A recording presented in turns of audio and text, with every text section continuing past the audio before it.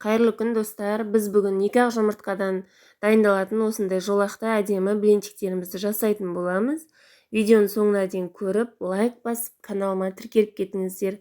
Бізге бұл блинчикті жасау үшін 2 жұмыртқа, 1 стакан ұн, 1 стакан сүт, 2 ас қасық какао, 3 ас қасық қант, 1 стакан су және 3 ас қасық май, 1 шымшым тұз керек болады. Ең алдымен 2 жұмыртқамызды алып, сыртын әдемілеп жуып алып, кез келген тағамға жұмыртқа пайдалану үшін сыртын жуып пайдалануға кеңес берем. Осындай үлкендеу ыдысымызға жарып, ыдысымыз үлкендеу болған маңызды, араластыруға ыңғайлы болу үшін 3 ас қасық үстіне қантымызды салып, венчиктің көмегімен жақсылап араластырамыз. Қант ерігенше тоқтаусыз араластырып, әдемі масса дайындап аламыз. Жақсылап қанты ерігенше тоқтамай араластыра бересіздер. Миксермен араластырсаңыздар да болады. Араластырып болғаннан кейін 1 стакан, яғни 250 мл бөлме температурасында сүт құямыз. Сөйтіп жақсылап араластырамыз.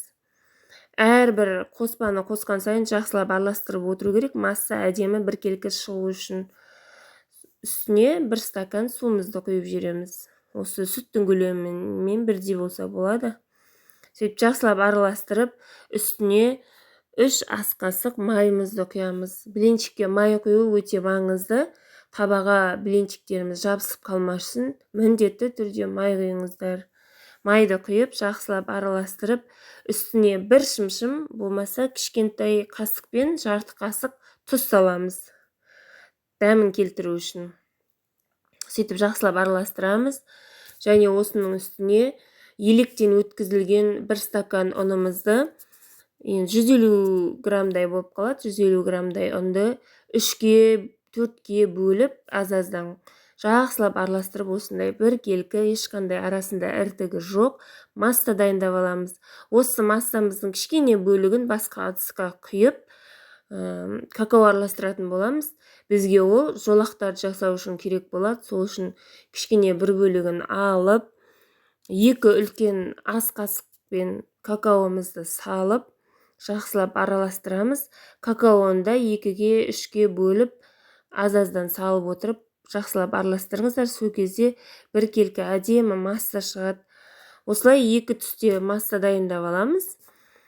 Және осы какаодан жасалған массамызды кондитерский осындай мешокқа құйып, жолақ жасау үшін ұшын кішкене кесіп, жіңішкелеп, қызып тұрған табамызға осылай массамызды осылай жолақ жасап құйып аламыз. Үстіне ақ түсті массамызды құйып, блины дайындайтын боламыз. Осылай жұқа етіп құйыңыздар, сол кезде блинчик әдемі болады. 2 бетін ауыстырып отырып, әдемілеп, қызартып, осылай блинчиктердің барлығын рет-ретімен қуырып алыңыздар, пісіріп алыңыздар. Сол кезде осындай әдемі, ерекше блинчик пайда болады. Балдар қызығып, ұнап, жеп алады. Дәмі өте күшті. Дәл осылай жасап көріңіздер. Видео ұнап жатса, каналыма тіркеліп кетіңіздер.